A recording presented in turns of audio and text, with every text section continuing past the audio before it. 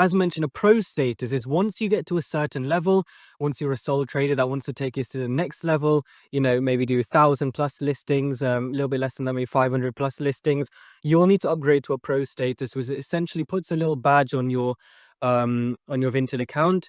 And it means that people see you as a more professional seller, which means that you can, market yourself a little bit more as a professional seller. You can sell a lot of different categories. For example, now they've started electronics recently. They are heavily investing in that on the adverts. But again, Vinted, their bread and butter really is clothing, which is what we're focusing on in this course. So how does Vinted Pro work? So this is what we want to make you guys work towards, is not just selling as a normal Vinted individual account. We want you to upgrade to a pro account fairly soon. And again, we'll teach you how to do that. It's free to list on there. Sellers set your prices and buyers pay through the app. Very simple. The buyers will pay the fee. Buyers will pay the postage fee. Very, very easy in that sense.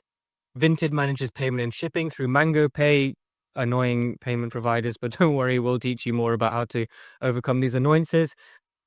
But Mango Pay is great for ensuring security for both buyers and sellers. I have to give them that, even though I don't like them. Now, what are the pros and cons of selling on Vinted? Pros: no seller fees. Great. Great for starting users. The buyer pays a service fee, is what they market it as. It's just a seller fee that the buyer pays.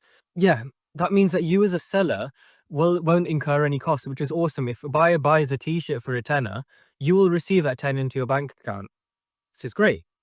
It's a simple, user-friendly interface, very, very nice for listing, very easy. Upload the photos, description, title, price, category, shipping, small, medium, or large parcel. Very easy, very nice, very efficient. Except the fact they don't offer bulk uploads, which is a small gripe of mine. Secure transactions, as mentioned, and the community features build trust in it. It's great. Now, what are the cons? Very, very high competition. Why I'm saying that is because within Vinted, you are competing not as a pro seller, as you trying to sell to create a profit, but you are competing with a lot of people who are selling t-shirts for £1, £2 just to declutter, get rid of their wardrobe. So you are competing against those. Now that does drive prices down a little, but it increases sell-through rate. Again, sell-through rate, if you're not familiar with the term, we'll go over that later in the course and in further courses as well.